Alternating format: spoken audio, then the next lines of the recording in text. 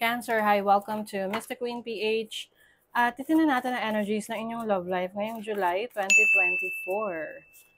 So, if you are interested in private readings, meron tayong link sa description at sa pinned comment, pakicheck nyo na lang kung paano mag-book for a private reading. So, let's see, Cancer. Walain natin yung mga in a relationship. Two of Pentacles, the Chariot, the Queen of Wands, and the Wheel. Okay. Yan ba sa inyo, kahit meron kayong relationship, you are very independent, no? Yung parang kaya mo gumala on your own. Nang hindi ka nakaasa sa person mo. You're very confident, self-reliant, ganyan.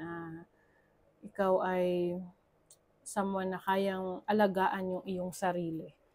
Maybe because marami ka na rin mga experiences in the past wherein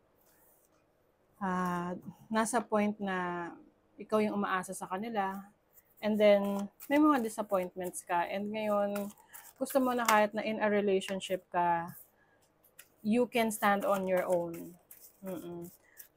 Kahit na may asawa ka na or you are, in a committed relationship with someone. Yeah, I am seeing a free-spirited energy rito. Someone who likes to travel, to go somewhere. I think this is a relationship na mature, no? Yung tipong binibigyan niya ng oras yung isa't isa to do your own thing, no?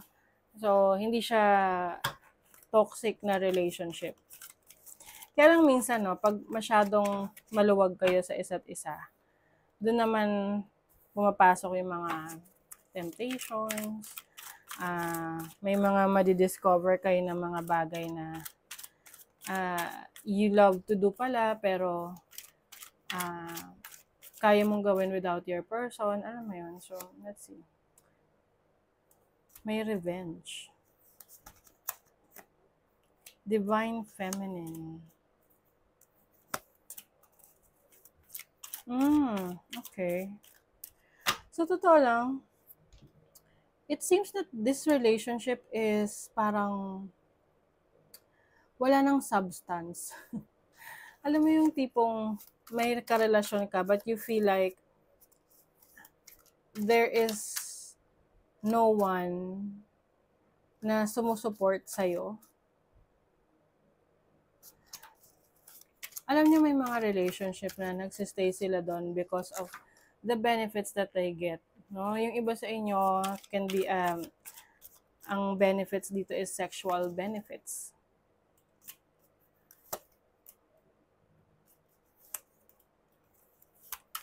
Transformation. Oh, okay. I also see na maaring meron kang mga gusto ng bata ka na hindi mo nakukuha. Na ngayon, nakukuha mo dito sa partner mo. Can be attention, resources, financial support.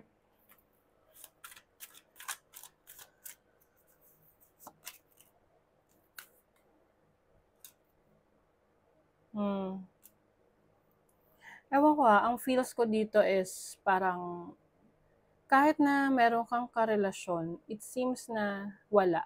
Na parang kapag makita ka ng ibang tao, ang perception nila is you are single. Oo. Pwedeng sa ngayon wala kayong masyadong oras at panahon sa isa't isa ng person mo. You are doing your own thing. That's what I'm seeing. You're doing your own thing. And also there is some change, no? Pwedeng may magbabago ng plano, ng feelings towards someone. True love. This love is once in a lifetime. Siguro binibigyan ka lang ng panahon ng person mo to enjoy your life Maybe this person is busy sa career niya, or ikaw busy ka rin sa career mo, kaya gusto mo rin na kumbaga magbigay ng attention sa kung saan, ano yung pinagkakaabalahan mo ngayon. Kaya lang parang ano to, mag-uusap kayo, tas hindi. Mag-uusap kayo, hindi. But I feel like there is love in this relationship. Siguro iba lang yung dynamics ng relationship ninyo, na nagkakaintindihan kayo. Ang importante, you understand each other. Okay? Let's see naman ang mga singles. Cancerian ng mga singles. Love life. The Fool. Four of Pentacles. Eight of Wands. I think you're very careful ngayon. Merong, can be may potential, pero it seems na meron kang ibang direction na gustong tahakin. Eight of Cups. Yung iba sa inyo, pwedeng galing lang kayo sa separation, or you just walk away from a situation, a relationship. Yeah. Yung iba, long distance relationship yung natapos. And now, you are trying to be more careful sa mga pipiliin mo, no? Yung iba, meron kayong mga secret admirers. I think nararamdaman nyo yun kung sino yung taong may gusto sa inyo. You will know, no? Kahit hindi nila sabihin. Alam mo sa sarili mo na interesado sila. But I feel like you are careful in terms of getting someone closer to you. May love affair. Oo, I think iniiwasan mo ngayon yung mga connection na baka may iba pang taong involved, 'di ba? Na baka dalhin ka sa third party situation. There's happiness and rebirth. Yes. So I feel like you are rediscovering yourself. Surviving. Yeah. I think ang isa sa focus mo rin yung finances mo, career mo. You want a good life. Okay? So, sa ngayon, merong nagkakagusto sa'yo, secretly. But this person, meron na siyang commitment. Pwedeng may asawa na, may jowa. Okay? So, you have to protect yourself from this connection, from this relationship. Lalo na if this is someone that is from your past. Oo, may possibility na merong person from the past babalik. But, itong past na to, mukhang meron na siyang commitment. Sad, broken, feeling alone. Yeah.